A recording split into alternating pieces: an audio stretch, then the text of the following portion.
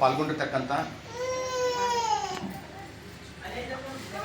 ಈ ಶಾಲೆಯ ಅಧೀಕ್ಷಕರಾಗಿರ್ತಕ್ಕಂಥ ಲಾವೋಟಿ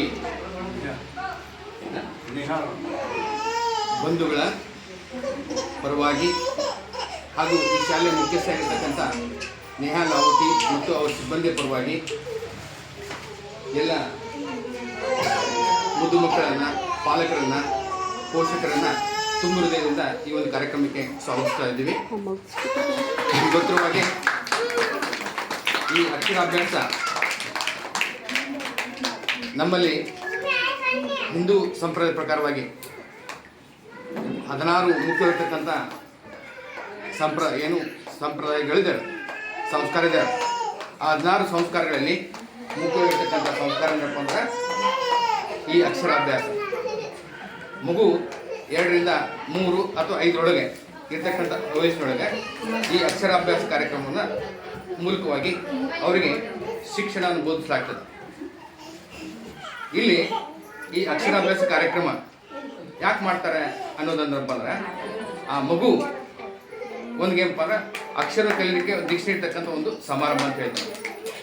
ಅವನು ಇವತ್ತಿಂದ ಏನು ಮಾಡ್ತಾನೆ ಅಂತಂದರೆ ಈ ತನ್ನ ಬದುಕಿಗೆ ಬೇಕಾಗಿರ್ತಕ್ಕಂಥ ಶಿಕ್ಷಣವನ್ನು ಅಂದರೆ ಜ್ಞಾನವನ್ನು ಕಲಿತು ತನ್ನ ಬದುಕನ್ನು ರೂಪಿಸ್ಕೊಳ್ತಾ ಇದ್ದಾನೆ ಮತ್ತು ಜಗತ್ತಿಲಿರ್ತಕ್ಕಂಥ ವಿವಿಧ ಜ್ಞಾನಗಳನ್ನ ಅರ್ಕೊಳ್ಳಿಕ್ಕೆ ಪ್ರಯತ್ನ ಮಾಡ್ತಾ ಇದ್ದಾನೆ. ಇದು ಆರಂಭ. ಈ ಆರಂಭವನ್ನು ಏನು ಮಾಡ್ತಪ್ಪ ಅಂದರೆ ಸಾಮಾನ್ಯವಾಗಿ ಕೆಲವು ಮುಖ್ಯವಾಗಿರ್ತಕ್ಕಂಥ ದಿನಗಳಲ್ಲಿ ಈ ಕಾರ್ಯಕ್ರಮವನ್ನು ಮುಖ್ಯವಾಗಿರ್ತಕ್ಕಂಥ ಸ್ಥಳಗಳಲ್ಲಿ ಪ್ರಮುಖವಾಗಿ ಕರ್ನಾಟಕದಲ್ಲಿ ಏನಪ್ಪ ಅಂದ್ರೆ ಶೃಂಗೇರಿ ಒಳಗೆ, ಕೊಲ್ಲೂರೊಳಗೆ ಮಾಡ್ತಾ ಇದ್ದಾರೆ. ಬೇರೆ ಬೇರೆ ಭಾಗದಲ್ಲಿ ಬೇರೆ ಬೇರೆ ಮಾಡ್ತಾ ಇದ್ದಾರೆ. ಅದನ್ನು ಆಯಾ ಸಂದರ್ಭಕ್ಕಂತೆ ಆಯಾ ಪ್ರದೇಶಗಳೇನಪ್ಪ ಅಂದ್ರೆ ಸಂದರ್ಭೋಚಿತವಾಗಿ ಈ ಕಾರ್ಯಕ್ರಮವನ್ನು ಹಮ್ಮಿಕೊಳ್ಳಲಾಗ್ತದೆ. ಇದು ಮಗುವಿನ ಆರಂಭದ ದಿನ. ಮಗು ತಾನು ಹೊಂದಿರತಕ್ಕಂಥ ಆಲೋಚನೆಗಳನ್ನು ಅಕ್ಷರಗಳ ರೂಪದಲ್ಲಿ ಬರೀತಕ್ಕಂಥ, ರೂಪಿಸ್ತಕ್ಕಂಥ, ಆ ಮೂಲಕವಾಗಿ ತನ್ನ ವ್ಯಕ್ತಿತ್ವ ರೂಪಿಸ್ಕೊಳ್ಳಕ್ಕೆ ಇರ್ತಕ್ಕಂಥ ಪ್ರಥಮ ದಿನ.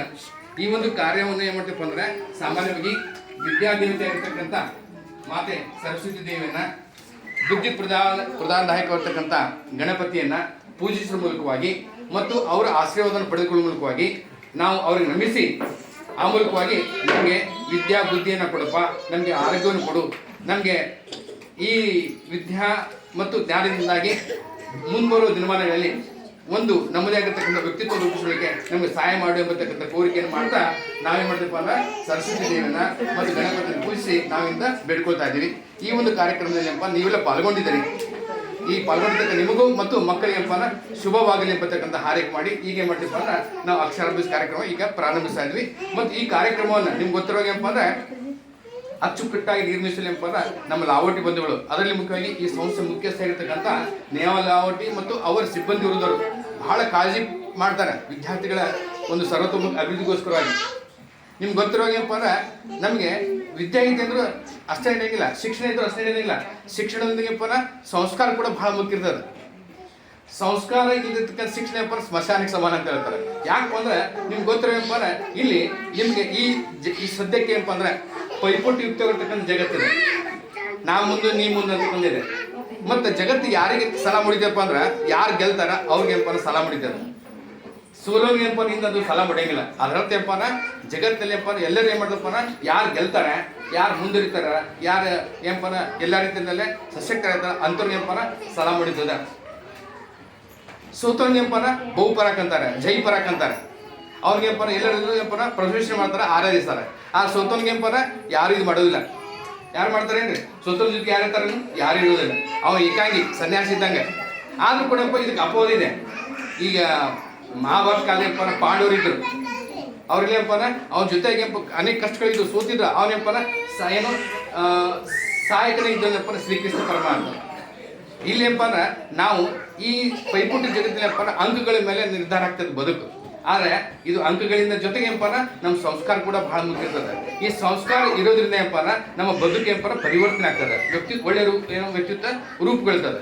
ಈ ಮೂಲಕ ಏನಪ್ಪ ನಮಗೆ ಈ ಶಿಕ್ಷಣದೊಂದಿಗೆ ಸಂಸ್ಕಾರ ಕಲಿಸ್ತಕ್ಕಂಥ ಈ ವಿದ್ಯಾಸಂಸ್ಥೆ ಯಾವುದು ಸ್ಟಾರ್ ಕಿಡ್ಸ್ ಸ್ಕೂಲ್ಸ್ ಹುನಗುಂದ, ಇದರ ಮುಖ್ಯಸ್ಥ ಏನಪ್ಪ ಅಂದ್ರೆ ನಮ್ಮ ನೇಹಾ ಲಾವೋಟಿ ಮತ್ತು ಅವ್ರ ಸಿಬ್ಬಂದಿ ವರ್ಗದವರು.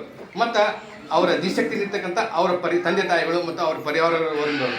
ಅದಕ್ಕೋಸ್ಕರ ಏನಪ್ಪ ಇಂಥ ಒಂದು ಒಳ್ಳೆ ಕಾರ್ಯ ಮಾಡ್ತಕ್ಕಂಥ ಅವರೆಲ್ಲರಿಗೂ ನಿಮ್ಮ ಪರವಾಗಿ ವಿಶೇಷವಾಗಿರ್ತಕ್ಕಂಥ ಅಭಿನಂದನೆ ಸಲ್ಲಿಸುವ ಜೊತೆಗೆ ಈ ಒಂದು ಸಂಸ್ಥೆ ಇನ್ನಷ್ಟು ಮತ್ತಷ್ಟು ಮುಂಬರುವ ನಿರ್ವಹಣೆ ಸಶಕ್ತವಾಗಿ ಬೆಳೀಲಿ, ಸರ್ವೋತ್ತಮ ಬೆಳೀಲಿ ಮತ್ತು ವಿದ್ಯಾರ್ಥಿಗಳ ಆಶೋತ್ತರ ಈಡೇರಿಸಲಿ ಅವರೆಲ್ಲ ಶ್ರಮಿಸಲಿ ಅಂತಕ್ಕಂಥ ಆರೈಕೆ ಮಾಡ್ತಾ ಅವರು ಕೂಡ ಭಗವಂತ ಎಲ್ಲ ರೀತಿಯಿಂದ ಅನುಕೂಲ ಮಾಡಿಕೊಳ್ಳಿರ್ತಕ್ಕಂಥ ಆರೈಕೆ ಮಾಡಿ ಎರಡು ಮಾತು ಮತ್ತೊಂದು ಶುಭವಾಗಲಿ.